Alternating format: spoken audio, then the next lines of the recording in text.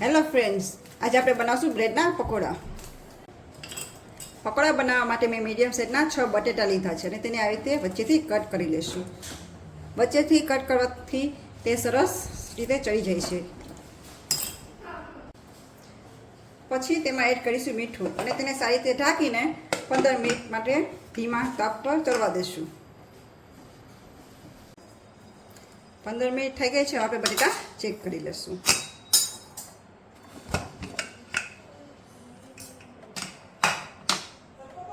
આપ જોઈ શકો છો કે બટેટા સરસ રીતે ચડી ગયા છે. બટેટા સરસ રીતે ચડી ગયા છે. આપણે તેની હવે છાલ ઉતારી લઈશું અને તેનો માવો બનાવશું. હવે મસાલા માટે આપણે લઈશું ઝીણી સમારેલી ડુંગળી, જીરું, મરીનો ભૂકો, લાલ મરચું, હળદર, સ્વાદ પ્રમાણે મીઠું, ધાણા જીરું, ગરમ મસાલો, લીલા ધાણા, આદુ લસણ અને મરચાંની પેસ્ટ, લીંબુ અને ખાંડ. હવે એક વાસણમાં થોડુંક તેલ એડ કરીશું. તેલ સારી રીતે ગરમ થઈ જાય તેમાં પછી એડ કરીશું જીરું. પછી તેને થોડી વાર સાતળવા દઈશું. પછી તેમાં એડ કરીશું ડુંગળી. ડુંગળી નાખ્યા બાદ તેને થોડી વાર સાતળી લઈશું. ડુંગળી આ છે ગુલાબી કલરની થઈ જાય પછી તેમાં એડ કરીશું આદુ લસણ મરચાંની પેસ્ટ અને તેને સારી રીતે હલાવી લઈશું. હવે આપણે તેમાં બધા મસાલા એડ કરી દઈશું.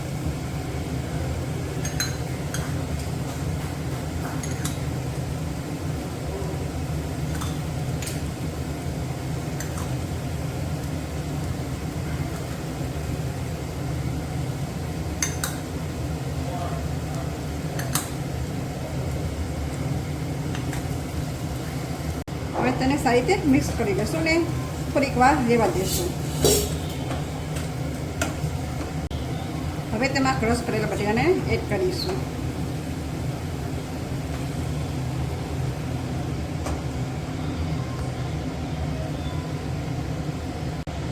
હવે તેને સારી રીતે મિક્સ કરી લેશું.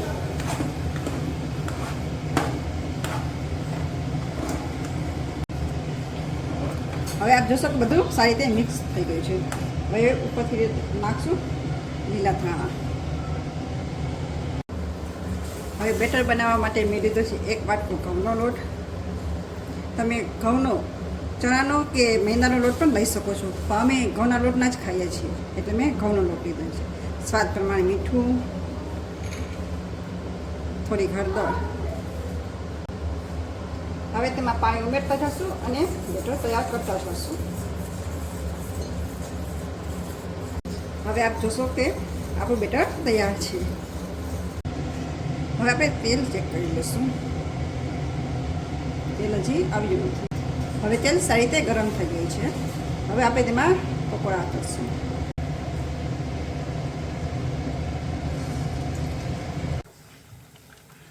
હવે થોડી વાર આપણે એને રહેવા દઈશું. હવે ચીપિયાની મદદથી તેને પલટાવી દઈશું.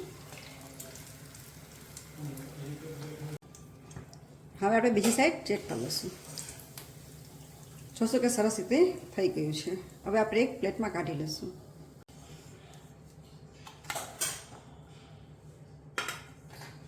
આવી રીતે આપણે બધા પકોડા તળી લઈશું. હવે આપ જોશો કે પકોડા સારી રીતે બની ગયા છે. હવે આપણે તેને વચ્ચેથી કટ કરી લઈશું. હવે એક કરીને બધેથી કટ કરી લઈશું. બધા પકોડા કટ કરી લીધા છે.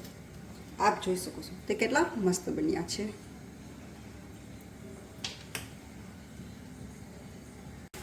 આપ પકોડા ટમેટા કેચપ કે લીલી ચટણી સાથે ખાઈ શકો છો. તે ખાવામાં ખૂબ સ્વાદિષ્ટ લાગશે. આપને જો મારી રેસીપી પસંદ આવી હોય તો એક લાઈક કરજો, શેર કરજો અને મારી ચેનલને સબસ્ક્રાઈબ કરજો અને બેલ આઇકન દબાવવાનું ના ભૂલતા.